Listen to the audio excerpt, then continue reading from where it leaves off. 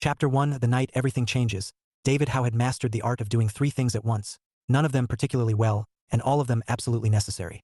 He was standing in the kitchen at 6:12 a.m., tying his daughter Elizabeth's shoelace with one hand, flipping a pancake with the other, and trying very hard not to step on a toy dinosaur that was glaring at him from the floor with what he suspected was judgment. "Daddy," Elizabeth said solemnly, peering down at his work, "you're doing it wrong again." "I am not," David replied with quiet confidence, tightening the knot. "This is a new loop strategy. Very advanced. Top secret stuff." Elizabeth blinked, unimpressed. "It looks the same as yesterday, and that one came undone." From the other side of the kitchen, Susan laughed while balancing 2-year-old Daniel on her hip. "She's got you there, David." David straightened, feigning offense. "I would like it noted that I am under extreme working conditions. Also, the pancake is burning." He lunged for the pan just in time to flip what could generously be described as a crispy interpretation of breakfast. "Daddy made charcoal again," Elizabeth announced helpfully. "It's rustic," David said. "Very popular in certain parts of Europe." Susan shook her head, smiling that familiar smile that managed to be both amused and entirely in love. "Sit down. I'll finish before you burn the house down." He surrendered without argument, scooping Daniel into his arms and settling into a chair. The boy immediately grabbed David's face with sticky fingers and declared, "Dada trapped." "Trapped?" David echoed gravely. "Send help. Tell your mother I've been taken hostage." Susan glanced over. "I'm considering it." The kitchen filled with the comforting rhythm of a family that had figured things out the hard way, through exhaustion, compromise, and stubborn love. It hadn't always been this smooth. There had been nights of almost no sleep, days when money stretched thinner than it should, and moments when both David and Susan wondered if they were doing any of it right. But they had made it work. David had taken extra shifts. Susan had held everything together at home.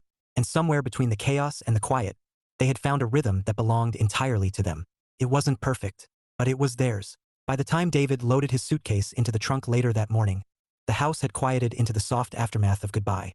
Elizabeth stood on the porch with her arms crossed, trying very hard to look like she wasn't going to miss him. "You'll call?" she asked. "Every day," David said. "Even if you're busy?" "Especially if I'm busy. That's when I need you to remind me how to tie my shoes." That earned him a small smile. Daniel didn't bother with dignity.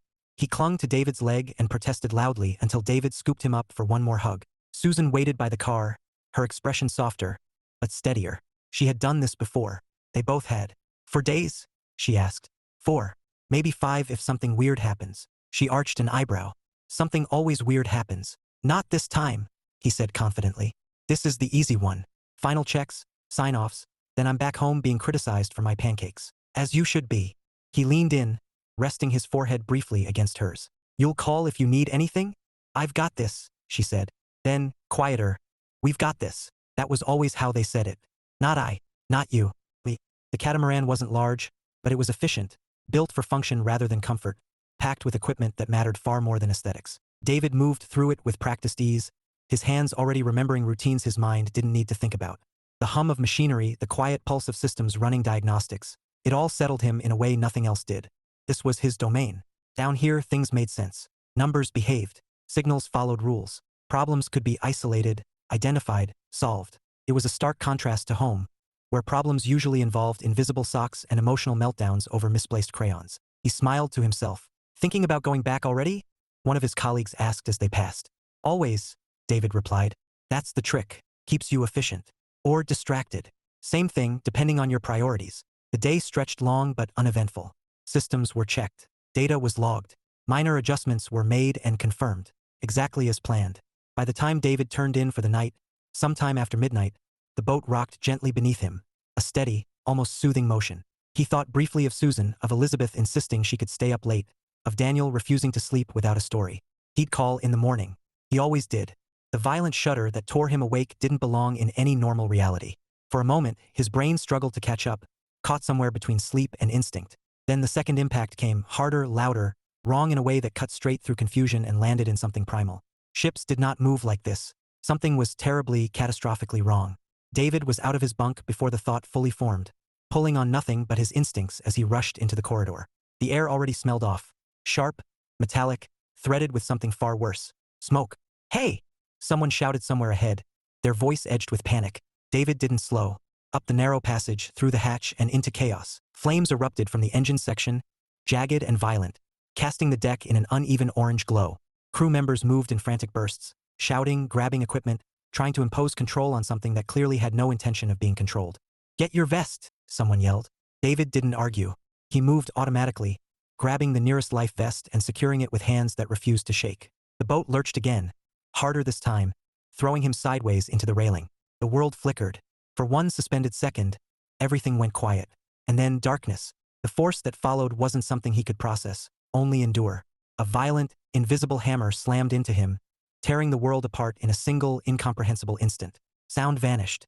Light collapsed. And suddenly, he wasn't on the boat anymore. Cold. Endless, suffocating cold. The ocean swallowed him whole, dragging him into blackness that had no edges, no direction. David surfaced once, gasping, disoriented. Somewhere in the distance, or maybe very close, the burning remains of the catamaran sank beneath the waves, its fire dimming as if the world itself were exhaling. He floated there, barely conscious, watching it disappear. The last coherent thought he had was strangely simple.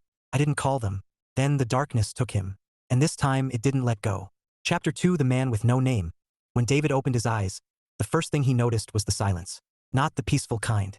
Not the early morning kind before children woke up and demanded attention and cereal in equal measure. This silence felt heavier, like the world had been lowered around him instead of built upward. Pressed in, unfamiliar and absolute. The second thing he noticed was the ceiling. It was close, stained in patches, and faintly cracked like it had decided long ago that being perfect wasn't worth the effort. It took him several slow blinks to realize he didn't recognize it. That realization came with a strange delay, like his mind was buffering. Where am I? The thought appeared, clear and sharp. The answer did not. He pushed himself upright too quickly, and the room promptly tilted sideways in protest. A dull, insistent throb pulsed through the back of his head, forcing him to freeze halfway up. For a moment, he sat there, breathing carefully, waiting for the world to settle back into something resembling stability. Took longer than it should have. "Okay," he muttered under his breath, though the words sounded unfamiliar in the quiet room. "We're fine. Probably." His voice was steady. That surprised him. Everything else felt not steady.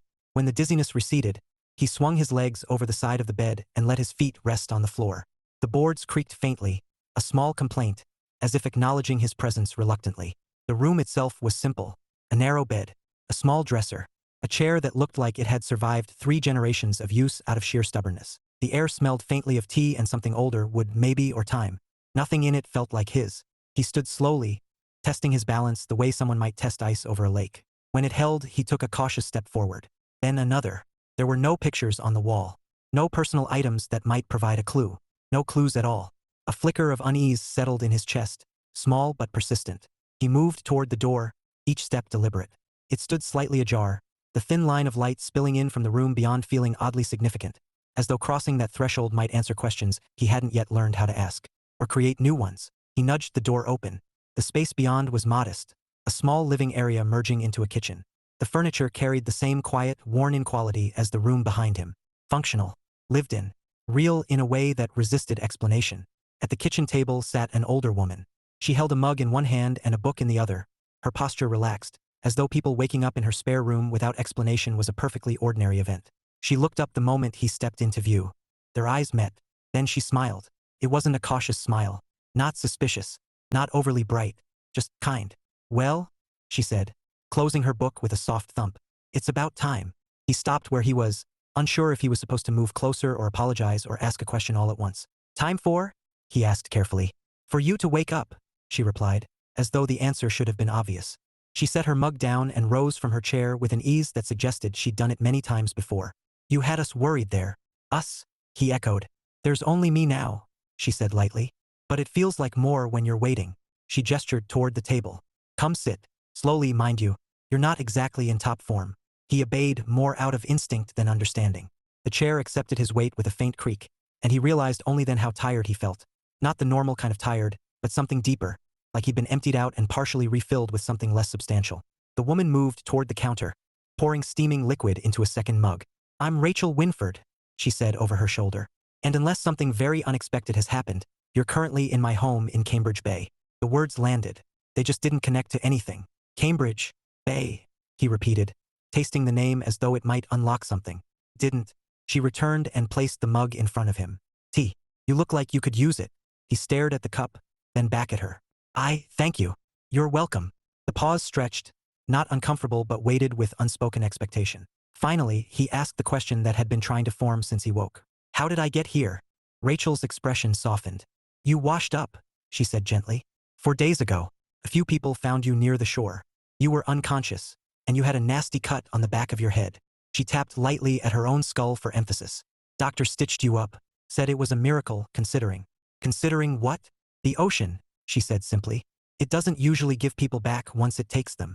He absorbed that slowly. Ocean. The word stirred something faint and distant, like a ripple in still water, but it faded before he could grasp it. I see, he said, though he very clearly did not. Rachel studied him for a moment, her gaze steady but not invasive. What's your name? The question should have been the easiest one yet. He opened his mouth. Nothing came out. He tried again, more deliberately this time, reaching for something that should have been automatic, something rooted so deeply in him it required no effort. There was nothing. Not a blank, exactly. More like a space where something used to be, a shape he could feel but not see. He could sense that the answer existed somewhere, just beyond reach. Like trying to grab smoke. His throat worked once, then closed. He stopped. Rachel's expression shifted, the understanding arriving quietly. You don't know, she said. He shook his head slowly. The admission landed harder than expected. No, he said, the word quieter now. I don't. A strange panic began to creep in at the edges, subtle but undeniable. He grasped for something else, anything else. Okay, he said quickly, as if logic could anchor him. I'm sure it's just confusion. I hit my head. That happens. I just need to think. He tried. He thought about where he'd been before, what he'd been doing, who he'd been with. There was nothing there. No fragments. No flashes. Not even a misplaced memory to build from. Just emptiness. He sat back in the chair, staring at his own hands as though they might provide answers. His gaze landed on something unfamiliar. A ring. Plain. Gold. Worn smooth in a way that spoke of time, of habit. He turned his hand slightly, watching the light catch on it. Carefully, he tried to slide it off. It didn't move easily, stopping just enough to make it clear it had been there for a long time. Not days. Not weeks. Years. The realization came not as a thought, but as a certainty. I'm married, he said. Rachel's eyes brightened, hope flickering. Do you remember who? No, he interrupted softly. The hope dimmed. No, he continued. This isn't new. He touched the ring again, as if confirming its reality. It fits like it's always been there, which meant there was a whole life behind him. Person. A relationship. Someone who expected him to come home. The thought twisted painfully. I don't remember anything, he said finally, the words heavier now. Not my name. Not where I'm from. Not them. Rachel reached across the table and placed her hand over his. It was warm, steady. You're alive, she said. That's a start. He let out a breath he hadn't realized he'd been holding. A start, he repeated. It didn't feel like one. It felt like standing at the edge of something vast and missing, with no idea how to step forward. Rachel withdrew her hand and sat back. Well, she said after a moment, her tone shifting. Practical, gently optimistic. We can't go around calling you, hey you, forever. Despite everything. A faint, unexpected huff of breath escaped him. I suppose not. She considered him thoughtfully, then nodded to herself. You strike me as a Sean, she decided. He blinked. A Sean. Yes, solid, simple. Works in most situations. She tilted her head. Unless you object. He looked down at the ring, at his hands, at the version of himself that no longer seemed to exist, then back at her. Sean, he repeated. The name didn't feel right, but it didn't feel wrong either. Sean it is, Rachel said, satisfied. Now drink your tea before it gets cold. We've got quite a bit to figure out. Sean picked up the mug. For now, it would have to be enough. Even if somewhere, buried beneath the silence in his mind, he knew it wasn't. Chapter 3 5 years of quiet. Time, as it turned out, did not stop for a man who had misplaced his life. It moved on without him, politely at first, then with increasing confidence, until the absence of memory felt less like a temporary problem and more like the shape of who he was. Or rather, who he had become. Sean didn't remember the exact moment he stopped expecting everything to come back. It wasn't dramatic. There was no sudden acceptance, no long speech to himself in the mirror. It simply faded, the way uncertainty often does when it realizes it isn't going anywhere. Days became weeks. Weeks became years. 5 of them quietly, steadily, passing in a place that had never asked him who he used to be. Rachel Winford rarely asked either. That might have been the greatest kindness of all. Sean? Rachel called from the other room. Her voice carrying the faint impatience that came from years of independence, interrupted by someone who enjoyed improving things. If you've taken apart my cabinet again, I would appreciate a warning this time. Sean paused, one screwdriver halfway into a hinge, and considered his answer carefully. I didn't take it apart, he said. I'm encouraging it to function differently. There was a beat of silence. That sounds like taking it apart with extra steps. He glanced at the cabinet door and then back toward her voice, as though the object itself might defend him. It's going to close properly now. It closed properly before. It closed, eventually. That's not the same thing. Rachel appeared in the doorway, arms folded, her expression equal parts skepticism and amusement. You said that about the sink, and the door, and the heater that now whistles when it turns on. That whistle is character. That whistle sounds like a dying bird. Sean straightened, wiping his hands on a rag and giving her a faint, easy smile that had developed somewhere along the way. Something natural, something unforced. You say that like it's a bad thing. She stared at him for exactly 2 seconds before her mouth twitched upward. Finish your encouragement. Then come help me move the sewing table. Yes, ma'am. I am not your commanding officer. You could be, he said. You've got the authority for it. She shook her head as she walked away, though not before muttering, flattery will not save you from that table. Sean watched her go, then glanced back at the cabinet. It did, in fact, close properly. He allowed himself a small, satisfied nod. Encouraged, he murmured. Life with Rachel had settled into something neither of them had planned. It wasn't grand or exciting, but it was consistent. Mornings started with tea and quiet conversation. Sean had learned quickly that Rachel preferred the news read aloud, not because she couldn't read it herself, but because she enjoyed commenting on it in real time. Another politician promising to fix everything, she would say. How refreshing. That never happens. Sean would nod solemnly. We should alert the press. They are the press. Then we should alert someone else. Who? He would consider that deeply. I'll get back to you. Evenings were quieter. Books, small repairs, meals cooked side by side in a kitchen that somehow always felt too small and perfectly adequate at the same time. The town itself was unhurried. People nodded when they passed. Sometimes they stopped to talk. Sometimes they didn't. No one seemed particularly interested in questioning why Sean had appeared one day and simply stayed. He helped where he could, fixing fences, carrying supplies, doing the kind of work that made sense without requiring explanation. Suited him, at least mostly. There were moments, though, small ones, quiet ones. They never announced themselves. A sound, a smell, a turn of phrase. Something would tug at the edge of his awareness, like a thread caught on something just out of sight. He would pause, mid-task or mid-sentence, waiting for whatever it was to form. It never did. Another almost memory? Rachel asked once, watching him from across the table. He blinked, startled. What? You went still again, like you're listening to something the rest of US can't hear. He hesitated, then nodded slightly. It's not even that. It's like I know something is supposed to be there, but it isn't. Rachel stirred her tea thoughtfully. Does it bother you? The question hung in the air longer than expected. Yes, he said finally.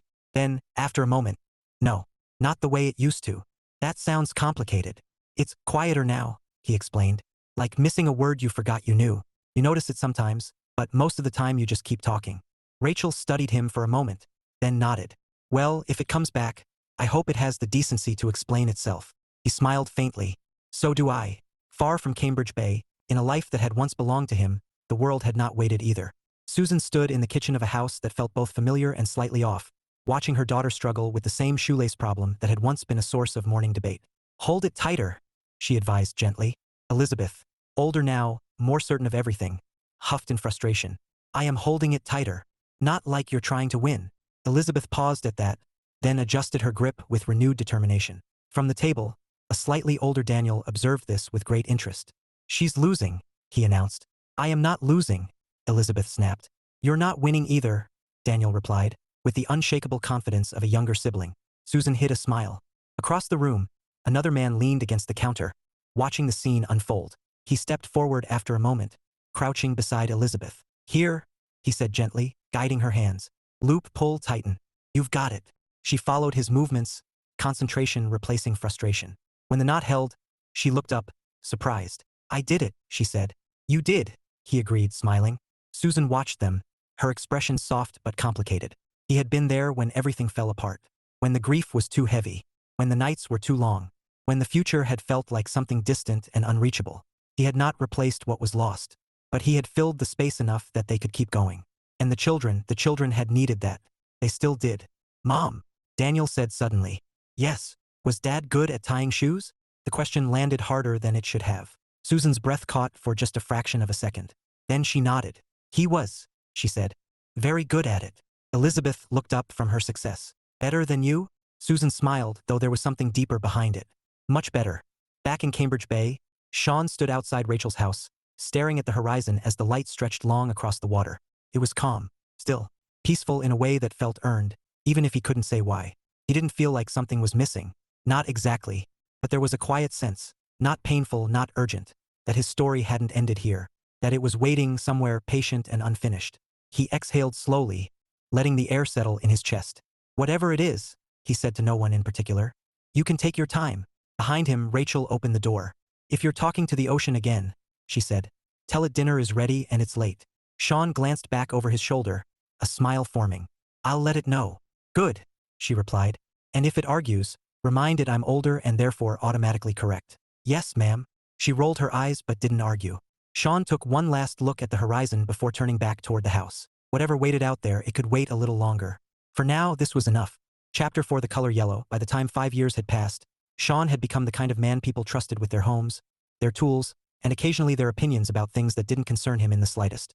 He had also become, quite unexpectedly, very good at painting.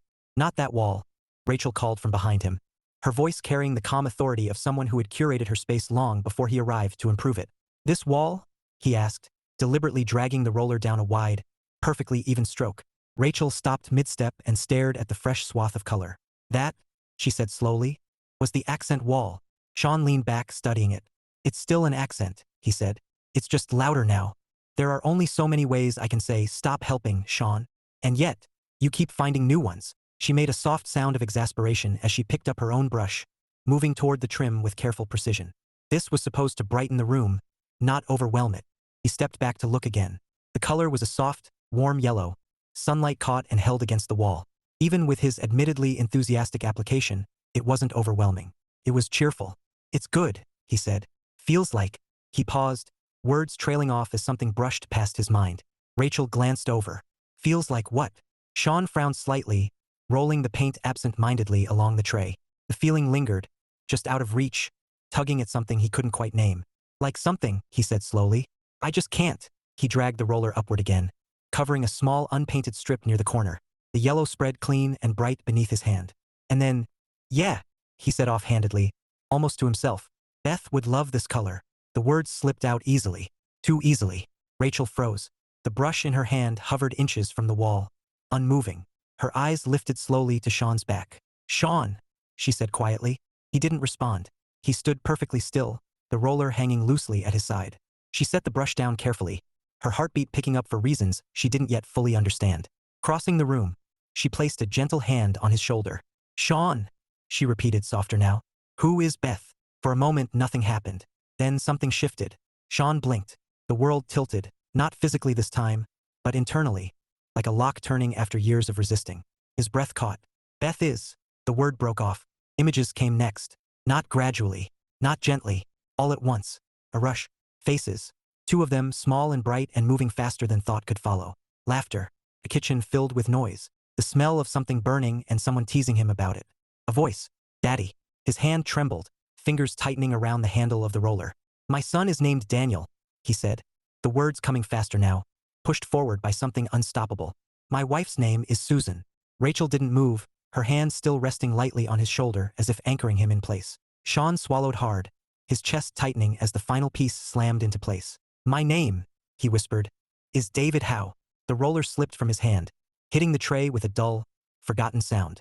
For a moment, neither of them spoke. David stood frozen, eyes unfocused, staring at something far beyond the room in front of him. Then he inhaled sharply, like a man breaking the surface after being held underwater too long. I remember, he said. The words were quiet, but there was nothing uncertain about them. Everything. He sat in the small kitchen sometime later, hands wrapped tightly around a mug of tea he hadn't yet touched. Rachel sat across from him, watching with a mixture of relief and something deeper, something she didn't have the language for. You're very quiet, she observed after a while. David let out a soft breath. I'm trying not to be, he admitted. It feels like if I start talking, I won't stop. That doesn't sound like the worst thing in the world. It might be, he said faintly. For both of us. She leaned back slightly. Start wherever makes sense. He stared into the tea for a long moment. I have a daughter, he said. Elizabeth. She's 3. His voice caught briefly, then steadied. At least she was. Rachel didn't interrupt. And a son. Daniel. He just turned 2. He swallowed. I missed it. I missed all of it. The weight of that realization settled heavily between them. They think I'm dead, he continued, more to himself now than to her. They buried me. My wife. He stopped, pressing his fingers against his temple as the memory sharpened painfully. God, Susan. His chair scraped faintly against the floor as he shifted, restless energy beginning to gather. I need to go back, he said suddenly. Rachel nodded, as though she'd expected that from the moment he spoke his name. Yes, she said simply. But I don't even, he gestured vaguely. 5 years. 5 years. I don't know what's changed. I don't know. You won't know until you're there, she said. He looked up at her, something raw in his expression. What if it's not what I left behind? Rachel held his gaze steadily. It won't be, she said gently. That hit harder than he expected. David leaned back, running a hand through his hair, trying to process everything at once and failing. They needed me, he said, and I just wasn't there. You didn't choose that. It doesn't matter, he said sharply. Then softer, it doesn't matter to them. Rachel was quiet for a moment. Then go find out what does matter now, she said. He dropped his hand, looking at her properly for the first time since everything came back. I don't even know where to start. You start with the truth, she replied. You go to the embassy. You tell them who you are. You let them figure out the rest. That sounds complicated. It will be, she said. Most things worth doing are. Despite everything, a faint, almost disbelieving smile flickered across his face. You really think this is going to work? She shrugged lightly. You showed up in my spare bedroom after the ocean decided it wasn't done with you. I'd say the odds are already unusual. He let out a short, breathless laugh.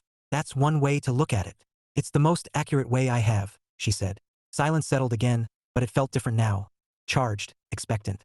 David stared down at his hand. At the ring. For the first time in 5 years, it meant something.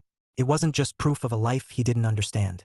It was a connection, promise, a responsibility. He closed his fingers around it, gripping it tightly. I'm going home, he said. Rachel nodded. Yes, she said again. He looked around the small kitchen, at the worn table, the cabinets he had encouraged, the quiet space that had held him together when he didn't know who he was. This was home, he added quietly. For a while, Rachel agreed. He met her eyes, gratitude rising in a way that words felt too small to hold. Thank you, he said. She waved it off, though her expression softened. You can thank me by not ruining any more of my walls before you leave. A huff of laughter escaped him. I make no promises. I figured as much. They sat there a moment longer, the weight of what came next pressing in, but not overwhelming. Not yet. Tomorrow everything would start moving again. Tomorrow he would step back into a life that had continued without him. Tomorrow he would find out what was left. David stood, the decision solid and unshakable now. Tomorrow, he said. Rachel rose as well. Tomorrow, she agreed.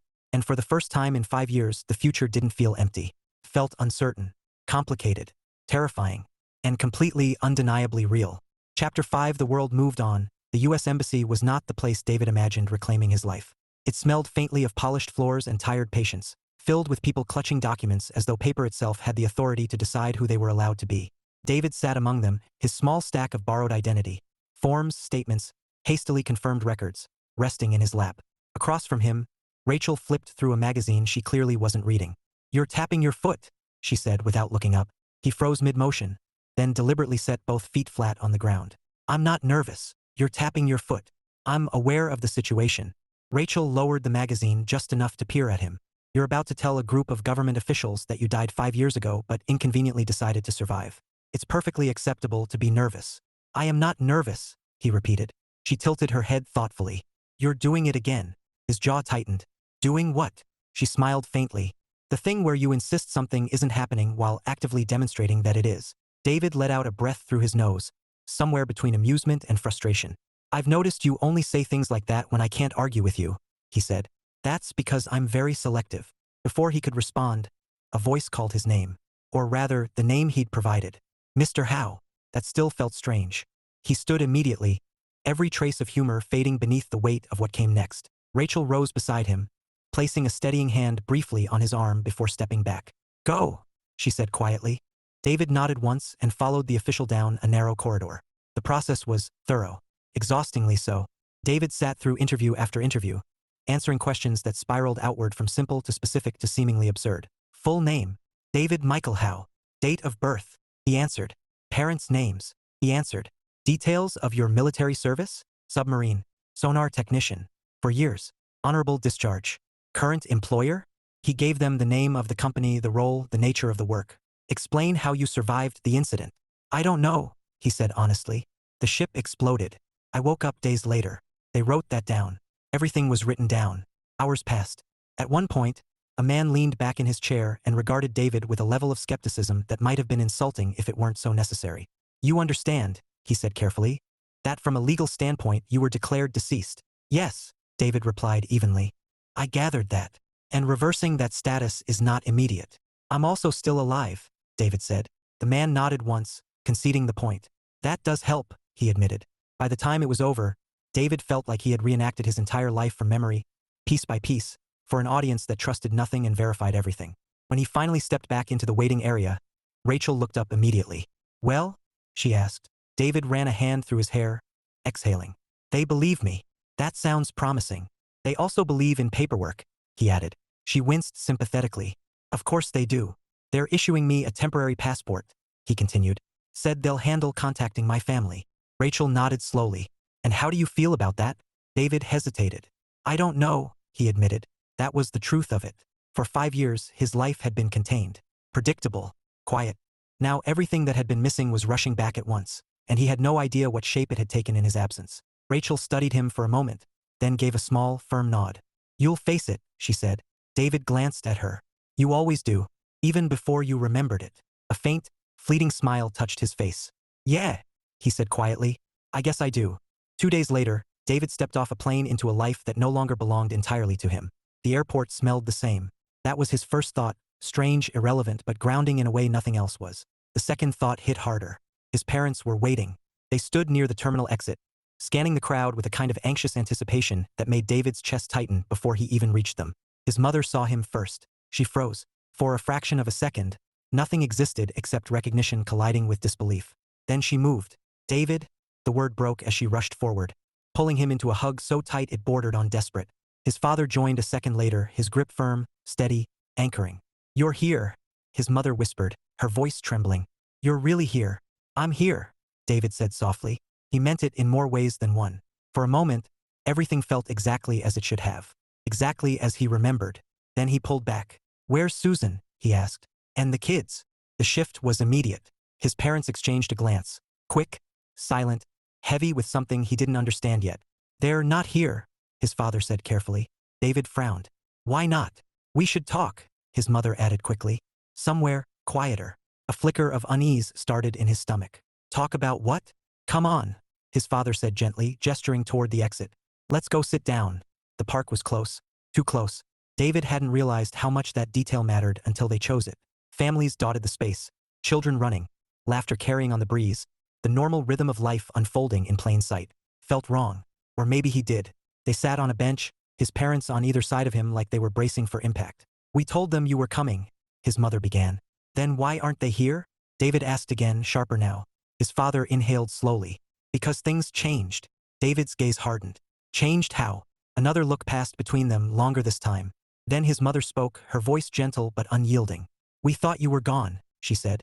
Everyone did. The report came back, and there were no survivors. I know that, David said. But I'm here now. Yes, she agreed. But for 5 years you weren't. The words landed, heavy but still abstract. So what does that mean? His father leaned forward slightly, elbows resting on his knees. It means Susan had to. He paused, choosing his words carefully. She had to move forward. David's chest tightened. What does that mean? His mother reached for his hand, but he pulled it back before she could take it. Because I'm not following, he said, his voice colder now. Silence stretched. Then, she remarried, his father said. The world didn't stop. It didn't shatter or collapse or explode into anything dramatic. It just shifted. Quietly. Irrevocably. Remarried, David repeated. Neither of them corrected him. He swallowed once. To who? The pause this time was worse. David, to who? He insisted. His mother's eyes filled, her voice trembling as she answered. Mark. The name hit like something physical. Mark, his best friend. The man he trusted more than anyone outside his family. The man he would have asked to look out for them. Another shift. Sharper now. More defined. They got married, his father said. He's been there for them. For the kids. He adopted them. David blinked. Adopted, he echoed. They needed stability, his mother rushed to add. They needed someone.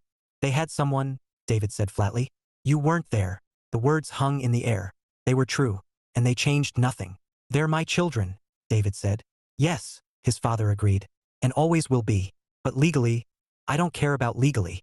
His voice didn't rise. It didn't need to. Something colder had taken hold of it. His mother's grip tightened in her lap.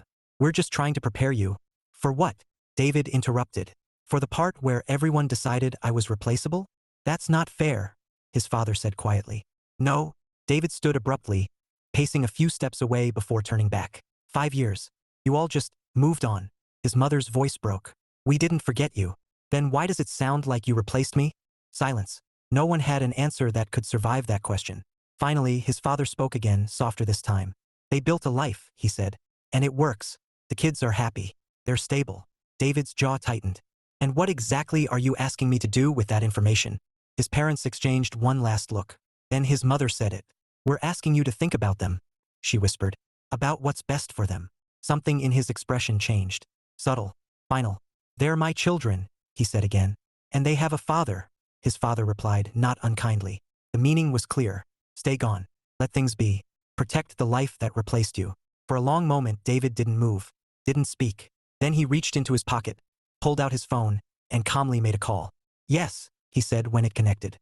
"I need a ride." He ended it without another word. His parents stared at him, alarm creeping in now.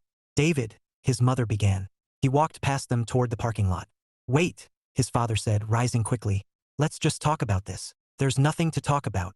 "You can't just—" "I can," David said. An Uber pulled up to the curb. He walked straight to it, setting his small suitcase into the back before turning to face them one last time. For a moment, there was something there. Pain. Grief. A trace of the man who had come home expecting something entirely different. Then it hardened. "You got your wish," he said. His voice was calm, sharp, final. "You're all dead to me." His mother flinched as though struck. His father stepped forward, but too late. David got into the car and shut the door. As it pulled away, he didn't look back. Because if he did, he wasn't sure he'd leave at all.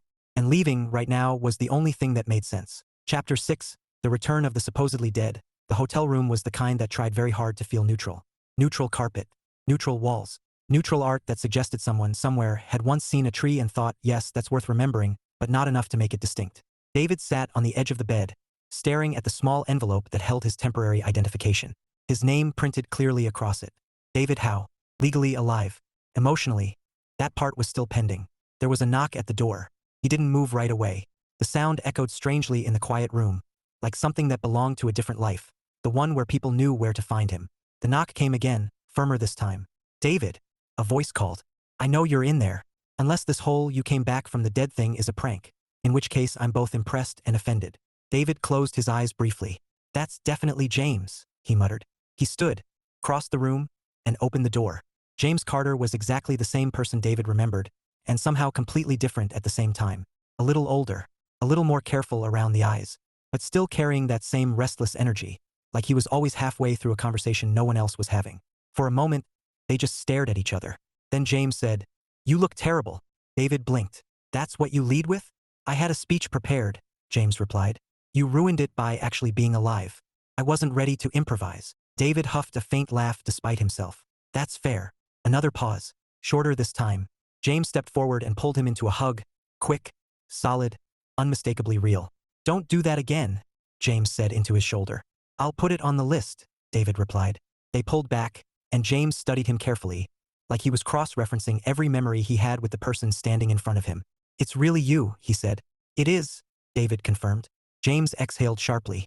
"All right, good, because I told 3 people on the way here that if you weren't real, I was going to have a crisis in the parking lot." "You still can," David said. "I'm flexible." "I might," James muttered. Then, louder, "Can I come in? Or are you planning to stand in doorways dramatically all day?" David stepped aside. "Come in." 5 minutes later, James had claimed the chair, kicked his shoes off without asking, and was halfway through inspecting the room like it personally offended him. "This is where you picked to restart your life?" he asked. "Because I've seen storage units with more personality." "It's temporary," David said. "So was your death, apparently, and that still caused a lot of problems." David leaned against the wall, arms crossed loosely. "Yeah, I've noticed." James sat back, sobering slightly. "I heard," he said carefully. "About everything." David's jaw tightened. "Then you know." "Yeah." Silence settled, heavier now. James rubbed the back of his neck. "You want to talk about it? Or do you want me to make jokes until you forget why you're mad?" "Try the jokes first," David said dryly. "We'll see how it goes." "All right," James nodded. "So, on the bright side, you technically don't owe anyone 5 years of birthday gifts." David stared at him. "That's your joke." "I'm easing in," James said defensively. This is a difficult emotional landscape. Despite himself, David let out a short breath. Keep working on it, he said. I will, James assured him. Then, more quietly, but seriously, what are you going to do? That question hung there. Simple. Unavoidable. David pushed off the wall and started pacing, the movement restless but controlled. I'm getting my life back, he said. James raised an eyebrow. That's ambitious. They're my kids. I know, James said. They don't get to just erase that. No one's saying they should. David stopped pacing and looked at him sharply. That's exactly what they're saying. James held his gaze. They're saying they don't know what happens next. That's not the same thing? No, James said. It's messier than that. David let out a sharp breath, turning away. Messy doesn't cover it. James nodded. Yeah, fair. He leaned forward, forearms on his knees. Look, I'm not taking their side, he added. Or yours. I'm just saying you walked into this expecting things to pick up where you left them. And they didn't. I didn't expect that, David said immediately. James gave him a look. Okay, David admitted after a beat. Maybe a little. Yeah. Silence stretched again. Then James asked, more carefully, do you think they knew you were coming back? David snorted. Pretty sure that would have come up. Right, James said. So they made the best decisions they could with what they had. They didn't just move on, David said. They replaced me. That's not fair, James replied. That's what it feels like. James didn't argue that. Instead, he said, you ever think about what it felt like for them? David didn't answer. He didn't want to, because he already knew. The waiting, the grief, the slow, painful acceptance that he wasn't coming back. He had lived the absence. They had lived the loss. It didn't make this easier. It just made it more complicated. I still have a right to my kids, David said finally. You do, James agreed immediately. Absolutely. And I'm not walking away from that. I didn't say you should. David nodded once, tension easing just slightly. Good. James leaned back in his chair, studying him again. So what's the plan? David hesitated. That was the part he hadn't fully figured out yet. I need to see them, he said. My kids first. And Susan. David's expression shifted, briefly, before settling into something more guarded. I don't know, he admitted. James let out a low whistle. That's not something I expected to hear. Yeah, well, David said. I didn't expect her to be married to my best friend either, so here we are. Fair point. James scrubbed a hand over his face. Man, he muttered. This whole situation is a disaster. Helpful analysis, David said. I'm here for the big insights. David cracked a faint smile despite himself. Are you staying here? James asked. For now. That's not happening, James said immediately. David blinked. Excuse me? You're not rebuilding your entire existence out of a hotel room that smells like someone gave up halfway through decorating, James said. You're coming to stay with me. I don't want to. Too bad. James cut in. You don't get a vote. David stared at him. You do realize I'm legally an adult. Debatable, James said. Also irrelevant. I just got back, David said. I don't want to impose. You died, James replied flatly. I think that covers at least a temporary inconvenience. David hesitated. You sure? He asked. James looked at him like the question itself was offensive. You're my idiot, he said. I thought I lost you once. I'm not letting you disappear into a discount hotel because you're worried about guest etiquette. The words landed harder than expected. David swallowed, something tight easing in his chest. All right, he said quietly. Temporary. Temporary, James agreed. Until you figure out how to dramatically re-enter your children's lives and cause a series of emotionally complex, yet somehow humorous events. David raised an eyebrow. That sounds suspiciously specific. I've been thinking about it all day, James admitted. It's definitely got potential. David shook his head, but the edge in his expression softened. Thanks, he said. Don't thank me yet, James replied. I snore. I survived the ocean, David said. I'll manage. Bold, James said. We'll see how you feel at 3 a.m. By the time they left the hotel, something had shifted again. Not resolved, not even close, but anchored. David wasn't alone anymore. As they loaded his suitcase into James's car, he paused for a moment, glancing at his reflection in the window. 5 years lost, family changed, a life waiting, uncertain, fractured, but still his. He rested his hand briefly against the glass. I'm coming back, he said quietly. Behind him, James leaned against the car. If you're making dramatic declarations, he called out, you should probably face slightly to the left. It's more cinematic. David glanced back. You've given this a lot of thought. I commit to my hobbies, James replied. David huffed a quiet laugh and turned toward the car. Tomorrow he would take the next step. And whatever waited on the other side of it, he was done letting it happen without him. Chapter 7 Accidental Meetings and Awkward Honesty. David had spent the better part of 2 days convincing himself he was ready. Ready to see his children. Ready to face the life that had moved on. Ready to handle whatever version of Susan existed now. He was not ready. This became very clear approximately 3 seconds after he stepped into the coffee shop.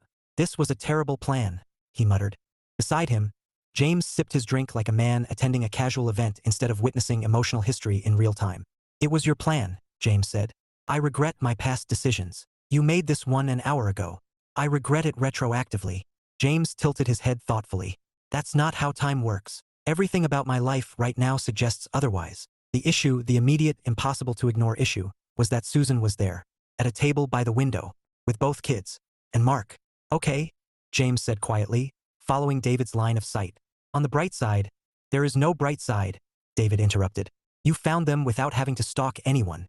I wasn't going to stalk anyone. You had a list, James pointed out. It was a very respectful list, David snapped. James took another sip. You're shaking, by the way. I'm not shaking. You're vibrating. David inhaled slowly, trying to steady himself. His eyes locked on the table again. Elizabeth was laughing at something Mark had said. Daniel was attempting to balance a napkin on his head. Susan smiled, warm, familiar, and painfully distant all at once. It hit harder than anything else had. Not anger, not betrayal, just normalcy. They had built a life that worked. Without him. I need to go, David said, turning slightly. James grabbed his sleeve. Nope, absolutely not. This is not the moment I imagined, David said. That's because you imagined a version of this where everyone cried and ran toward you in slow motion, James replied. Life doesn't do that. I'm aware. Good. Then go say hello. David stared at him. Just like that.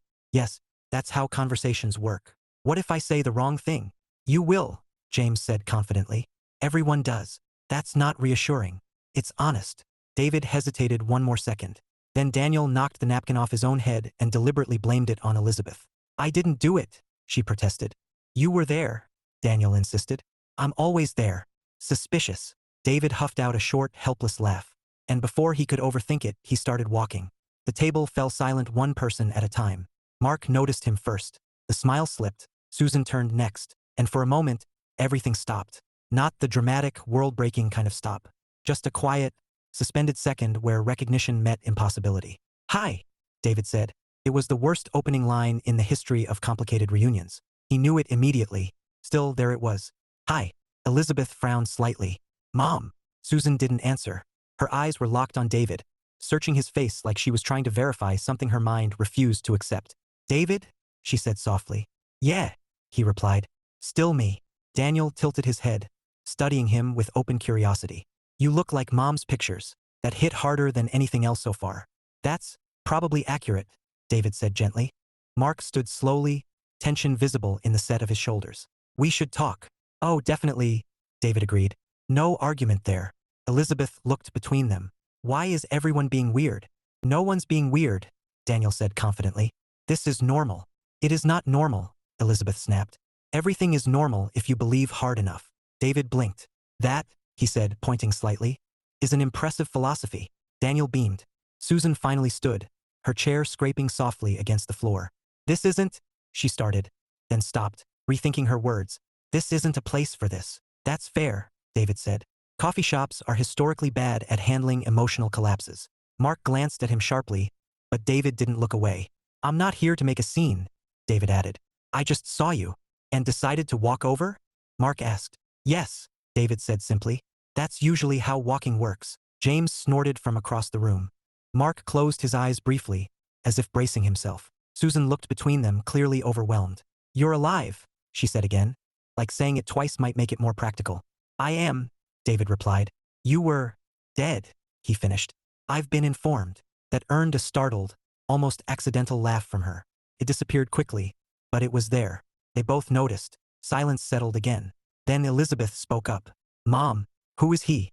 The question landed directly in the center of everything. Susan inhaled slowly.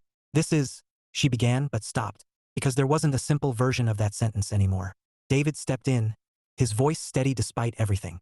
I'm your dad, he said. The word hung there. Elizabeth froze. Daniel blinked. Then Daniel said, We already have a dad. David nodded once. Yeah, I figured that might come up. Mark shifted uncomfortably. This isn't the way to. You don't get to decide that, David said calmly. Mark stiffened. Excuse me? I'm not here to fight, David continued, still calm. But I'm also not going to pretend this is simple. It's not. Susan stepped between them, slightly instinctive, grounding. Stop, she said softly. Both of you. That worked immediately. David stepped back. Mark relaxed just a fraction. Okay, Susan continued, finding her footing. We're not doing this here. Not in front of them. David nodded. Agreed. Elizabeth looked increasingly frustrated. Can someone explain what's happening? Daniel raised his hand. I have a theory. No, Susan said automatically. I think, no. David crouched slightly so he was more at their level. Hey, he said gently. This is a lot. I know. Elizabeth studied him closely, her expression serious in a way that reminded him so much of Susan it hurt. You look like you know us, she said. I do, he replied. Daniel leaned forward. Name 3 things about me. Daniel, Susan started, but David lifted a hand slightly. It's okay. He looked at his son. You hate peas, David said. You pretend you don't, but you do. You like hiding toys under furniture and then blaming the furniture for stealing them. And you used to fall asleep in exactly 7 minutes if someone told you a story about dinosaurs. Daniel's eyes widened. I still do that, he admitted. Elizabeth crossed her arms. Lucky guess. David smiled faintly. You hate when your shoelaces come undone, he said. You think pancakes are better when they're slightly burnt, even though you pretend they're not. And you used to insist on staying up late just to prove you could. She blinked. That's not, she hesitated. Completely wrong. Susan's breath caught quietly. Mark didn't speak. For a moment, no one did. Then Susan straightened, her voice steadier. We need to talk, she said to David. Properly. Without all of this. He nodded. Yeah, he said. We do. She hesitated, then added, tonight, after they're asleep. Mark looked at her sharply, but she didn't waver. David caught that, noted it. All right, he said. Tonight. Daniel leaned over to Elizabeth. If this is a prank, it's a really good one. It's not a prank, she whispered back, not taking her eyes off David. David stood slowly, stepping back. I'll go, he said. Give you space. That seemed to relax the tension just slightly. Yeah, Mark said. That's probably best. David looked at him for a long moment. There were 1,000 things he could say. None of them belonged here, so he didn't say anything. Instead, he nodded once. Then he turned and walked back toward James. Well? James asked immediately. David exhaled slowly, sinking into the chair across from him. That could have gone worse, he said. James blinked. That's your takeaway? No one threw anything. Give it time, James said. David glanced back once. Susan was still looking at him. So were the kids. For the first time, it didn't feel like the end of something. It felt like the beginning of a very complicated conversation. Tonight, David said quietly. James nodded. Tonight, he agreed. And for better or worse, everything was about to change again. Chapter 8, Love That Refuses to Stay Buried. David didn't knock. He considered it. Stood outside Susan's front door with his hand hovering in the air long enough to question every decision that had led him there. But ultimately, he rang the bell instead. Bold, he muttered to himself. Behind the door, footsteps approached. Familiar ones, even now. It opened. Susan stood there, framed in the soft yellow light of the hallway behind her. And for a moment neither of them spoke. Up close, it was easier to see the differences. Time had settled into her. Not harshly, but deliberately. There was strength there, quiet and practiced. The kind that only came from surviving something you never expected to face. You came, she said. Yeah, David replied. I had a feeling this was important. That's one way to describe it. A beat passed. Then she stepped aside. Come in. He nodded, stepping into a home he had once known intimately, and now didn't know at all. The living room was different. Same space, new life. New furniture. New photos. David's eyes caught on one without permission. Susan. The kids. Mark. Smiling. Happy. It wasn't staged. It wasn't forced. It was real. He looked away. We should sit, Susan said quietly. Yeah, sitting seems appropriate. They moved into the living room, settling across from each other like strangers negotiating a complicated truth. For a moment, neither spoke. Then, at the same time, I didn't. You moved on. They both stopped. David huffed a quiet laugh. You first. She shook her head slightly. No. You. He hesitated, then leaned forward slightly, elbows on his knees. I didn't choose to disappear, he said. I didn't leave you. Or them. I just woke up one day and everything was gone. Susan's eyes softened, but she didn't interrupt. I didn't know who I was, he continued. Not my name, not my life. Nothing. And by the time it came back, he swallowed. 5 years. I know, she said gently. He looked up at her. Do you? Her expression tightened briefly. I spent those 5 years believing you were dead, she said. Every day, every decision, everything I did. It started from that. That doesn't make this easier. No, she agreed. It doesn't. Silence settled. Heavier this time, but not hostile. Just honest. I didn't replace you, she said after a moment. David's jaw flexed slightly. It felt like it. I know, she said again. But that's not what happened. He looked at her, searching. She met his gaze steadily. I was trying to survive, she continued. The kids needed stability. They needed someone who wasn't grieving all the time. Mark was already there.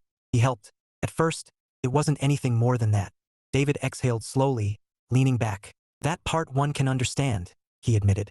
But, she prompted. But he was my best friend, David said. There it was. Not anger, not rage, just something deeper, broken. I trusted him with everything, David added quietly. Susan nodded once. He knows. That doesn't fix it. No, she said. It doesn't. Another pause. Then David asked the question he had been avoiding. Are you happy? Came out softer than he expected. More vulnerable. Susan didn't answer immediately. Instead, she looked down at her hands, gathering the words carefully. I built a life, she said finally. It's stable. The kids are okay. Better than okay. That's not what I asked. She met his eyes again. I was, she said. The past tense hung there. Clear. Unavoidable. David absorbed that. So what changed? He asked. Susan let out a slow breath. You walked into a coffee shop and said hi like it wasn't the most impossible thing I've ever seen. Despite himself, he smiled faintly. It wasn't my best moment. No, she agreed. But it was very you. That lingered. Then she added more seriously. Everything I thought was finished. Wasn't. They sat with that. Not rushing it. Not denying it. Just letting it exist. The front door opened. Footsteps. Voices. We're home, Elizabeth called. Susan's eyes widened slightly. I thought they'd be asleep by now. Plot twist, David murmured. Mark appeared in the doorway a second later. He stopped immediately when he saw David. The air shifted. Again. But differently this time. Less explosive. More resigned. They didn't want to go to bed, Mark said quietly, stepping fully into the room. Said they had questions. Elizabeth marched in next, Daniel close behind. They do, she confirmed. Daniel pointed at David. We have evidence now. That sounds serious, David said carefully. It is, Daniel agreed.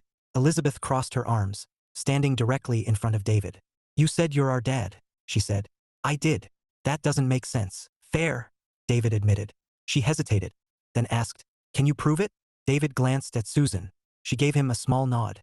So he looked back at Elizabeth. When you were little, he said softly, you had a stuffed rabbit. You called it Captain Pickles. Elizabeth froze. You used to hide it, he continued, and then get really upset when you couldn't find it, even though you were the one who hid it. Her eyes widened slowly. That, she stopped. That's not. Mom only knows that. Susan swallowed. Daniel stepped forward now, more serious than usual. What about me? He demanded. David smiled faintly. You once tried to feed peas to the dog under the table, he said, and then blamed the dog when you got caught. Daniel gasped. He betrayed me. That's what I said. David agreed. Mark looked away, pressing a hand briefly to his mouth. Susan's eyes filled quietly. Elizabeth took another step closer to David. Say something only Dad would say, she insisted. David blinked. That was oddly specific. He thought for a second. Then softly, pancakes are better when they're a little burnt. Elizabeth's face crumpled, and then she launched herself at him. The impact nearly knocked him back, but he caught her instinctively, holding her tight as she buried her face against his shoulder. You're not allowed to be dead, she mumbled. I'm working on that, he said, his voice rough. Daniel hovered for a moment, then joined in from the side. Less dramatic but just as certain. This is confusing, he announced into David's arm. It is, David agreed. But we'll figure it out. Mark stood a few steps away, watching.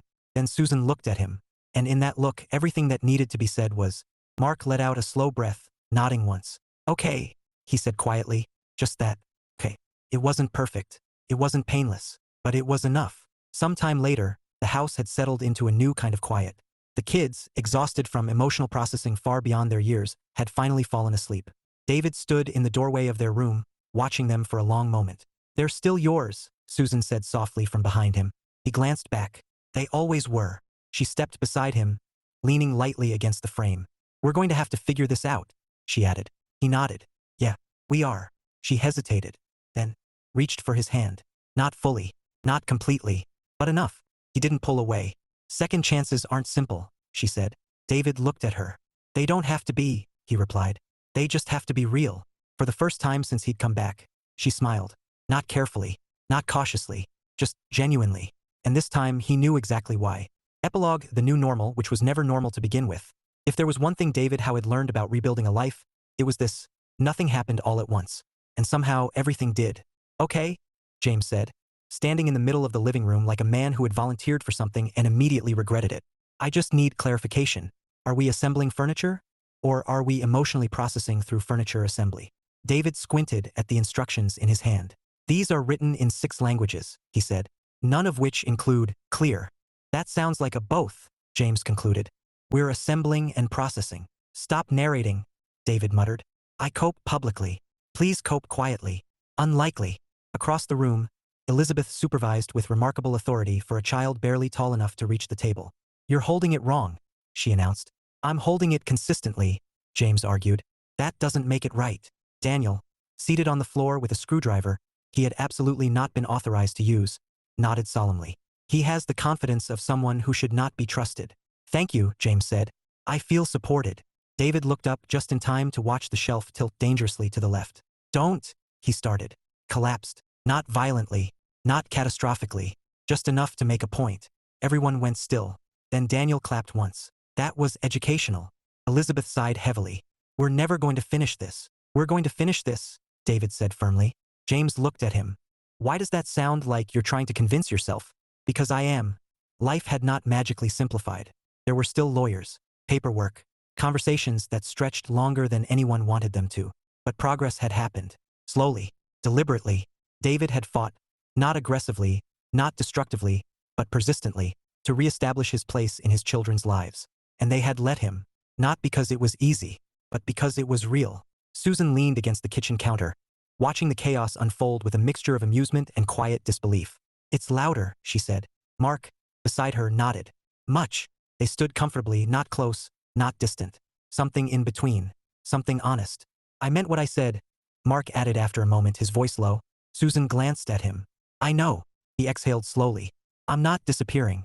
The kids, they don't need you to disappear, she said gently. They just need the truth. Mark nodded once. I can do that, he said. She let out a soft breath. Thank you. Across the room, David caught a glimpse of them, the quiet exchange passing between them. For a moment, the old tension stirred, sharp and instinctive. Then it faded. Not gone, but manageable. He understood now. Not completely, maybe never completely, but enough. All right, David said, clapping once to reclaim control of the situation. New plan. Everyone looked at him. Step 1. We accept that the instructions are wrong. James nodded immediately. Already there. Step 2. We trust instinct. James frowned. That feels dangerous. It is, David agreed. But it's all we've got. Elizabeth tilted her head. Step 3. David smiled faintly. Step 3, he said. We don't give up just because it's hard. Daniel raised his hand. What about step 4? Step 4, David said. We definitely don't give the 2-year-old a screwdriver. Daniel clutched it protectively. I'm qualified. You said that about the peanut butter incident, Elizabeth reminded him. That was different. It really wasn't. James leaned over toward David. This is your fault, by the way. How?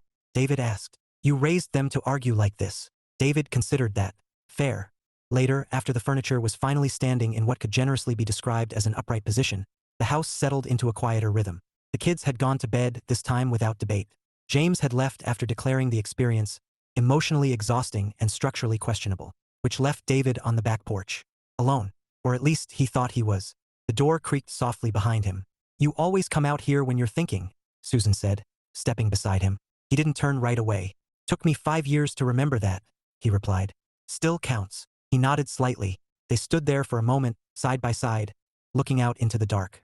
I don't know what we're doing yet, she said quietly. David let out a slow breath. Neither do I. That's terrifying. Yeah. She glanced at him, a faint smile tugging at her mouth. You sound calm about it.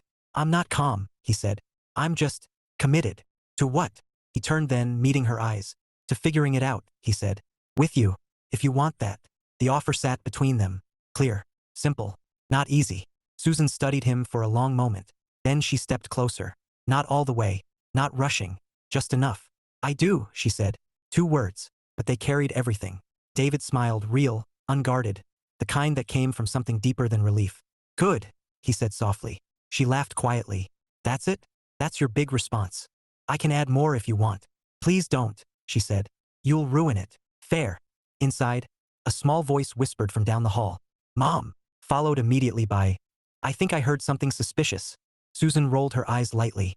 That's Daniel. Definitely suspicious, David agreed. She started toward the door, then paused, glancing back at him. You're coming? She asked. He stepped forward without hesitation. Always, he said. The house wasn't perfect. The relationships weren't simple. The future wasn't mapped out neatly with clear answers and clean lines. But it was theirs, built from loss, rebuilt with effort, held together with humor, stubbornness, and something that had refused, against all odds, to stay buried. And for the first time since everything had fallen apart, that was enough.